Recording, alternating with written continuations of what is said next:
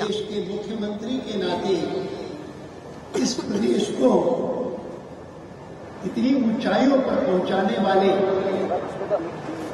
नरेंद्र भाई को अपनी शुभकामनाएं प्रेषित करने के लिए आया था। तनिक भर भी कल्पना नहीं थी कि इस अवसर पर नरेंद्र भाई के इस सारगर्भित भाषण के बाद मुझे कुछ कहना होगा, और इसीलिए मैंने अभी अभी आपके सामने नरेंद्र भाई से कहा कि इसकी आवश्यकता नहीं। मैं तो मानता हूं कि आज के अवसर पर आदि का भाषण यह पर्याप्त है, लेकिन उन्होंने कहा कि सब लोग देख रहे हैं, आपका नाम घोषित हो गया है, आप दो शब्द बोलिए। इसी कारण मैं खड़ा हुआ हूं। जितनी बातें नरेंद्र भाई ने अभी कही, खास करके 6 करोड़ गुजराती जिस ऊंचाई पर पहुंचे हैं पिछले दिनों में, उसका जितना जिक्र किया वह सही है। हिंदुस्तान का कोई प्रदेश दूसरा ऐसा नहीं कि जो गर्व कर सके कि 11% का वोट हुआ। दूसरा कोई ऐसा प्रदेश नहीं है कि जो पिछले 8-10 महीनों में जिस राजनीतिक विषय की सबसे अधिक चर्चा हुई है, कि कौन सा प्रदेश है कि जिसने अपने प्रदेश के शासन को भ्रष्टाचार मुक्त किया है।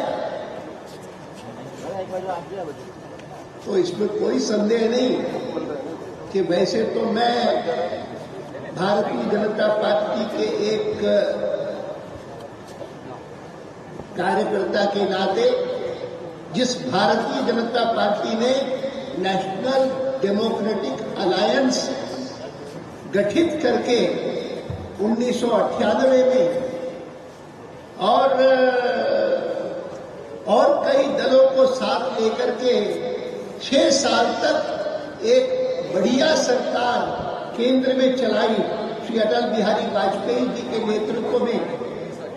और आज भी 9 प्रदेशों में, जिनमें से कुछ मुख्यमंत्री यहां पर भी उपस्थित हैं, विशेषकर पंजाब के सरदार प्रकाश सिंह जी बादल और हिमाचल के प्रेम कुमार जी धूमल, और दोनों संसद के सदनों में हम प्रमुख विरोधी दल के रूप में काम कर रहे हैं, और राज्यसभा के हमारे नेता अरुण जेटली भी यहां पर उपस्थित हैं। मैं कह सकता हूं कि आज भी एनडीए की सरकारें कुल मिलाकर के सारे देश में अच्छा शासन कैसा होना चाहिए, किस दिशा में बढ़ना चाहिए, जन कल्याणकारी स्कीम्स किस प्रकार से बननी चाहिए, इसके कई प्रकार के उदाहरण दे रहे हैं। लेकिन इसमें तो कोई संदेह नहीं कि जब तक सबसे ऊंचा बैठा हुआ व्यक्ति स्वयं एक रोल मॉडल नहीं बनेगा, तब तक वहां का प्रशासन भ्रष्टाचार मुक्त सर्वथा नहीं हो सकता। और आज मैं मानता हूं कि गुजरात ने अगर कई मामलों में एक मॉडल शासन का रूप धारण किया है, तो उसमें बहुत बड़ी भूमिका है कि शुरू से लेकर के नरेंद्र भाई इस बात के लिए दृढ़ संकल्प थे कि मेरी सरकार में ईमानदारी से काम होगा, बेईमानी को बर्दाश्त नहीं किया जाएगा। मैं ये मानता हूं कि हिंदुस्तान में अच्छे शासन की दृष्टि से, आम व्यक्ति की सुरक्षा की दृष्टि से 2 चीजों के प्रति 0 टॉलरेंस का एटीट्यूड होना चाहिए।